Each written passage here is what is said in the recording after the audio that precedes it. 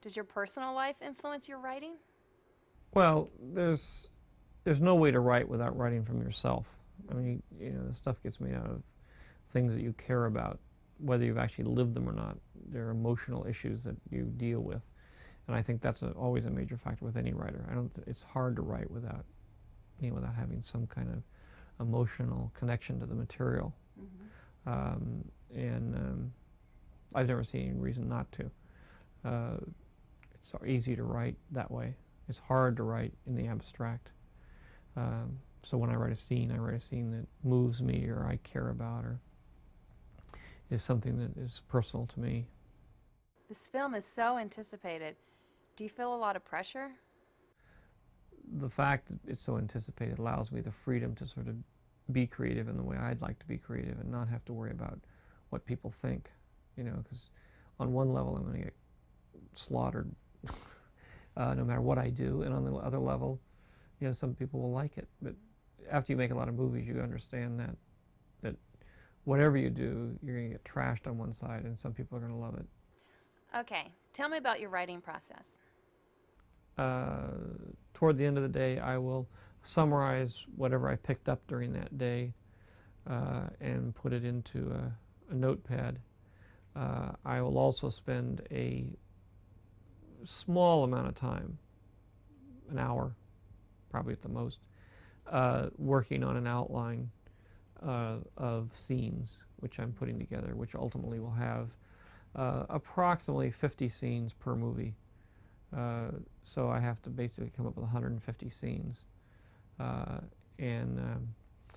if I come up with a few a day, pretty soon it'll lay itself out. And then toward the end of this process, around Christmas time, I will start really going through the outline and filling in all the blanks and finishing it and putting detail and that sort of thing. So that's basically what I'm spending my time doing from now until Christmas. Then in January is when I actually start the hard part, which is to start writing pages. As you write, how do your characters evolve? I have an idea for a character, and usually the character begins, you know, if the character doesn't come alive and accept its role, then it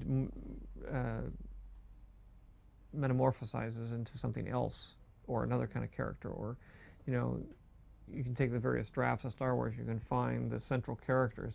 They always exist. They have given different names, they are given different sizes, shapes, ages and stuff, but the core of the character is still there and growing. It's just trying to find the right persona to carry forward that personality. Are you going to wait until you finish the script to work with the art department? No, what I usually do is I get started on the screenplay once, you know, next February. So when I'm, you know, about maybe a quarter of the way through, a third of the way through the screenplay, then we will hire some graphic artists, designers, to start working with me. I will tell them the scenes, I'll tell them the clothing, I'll tell them the vehicles, I'll tell them the aliens, I'll tell them, you know, all the major elements that need to be put together. They will start then thinking about those. I'll describe them as I've thought of them in the script, and then they will go off from there and start actually doing specific designs. That helps me a lot, because sometimes they come up with things that are better than I thought of, and it gives more sort of flesh and blood to some of the personalities that I've created. Do you think that you're going to be able to get closer to your vision on Episode 1 than you were with the original Star Wars?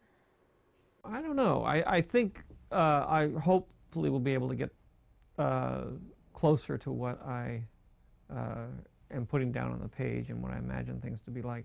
Part of it, I think, is age. When I was young, I had ambitions for something to be brilliant, and when it came less than brilliant, I was very upset about it. I mean, who knows? I mean, maybe it's better that way. The things that have come out that came out exactly the way I wanted them to come out have not been very successful.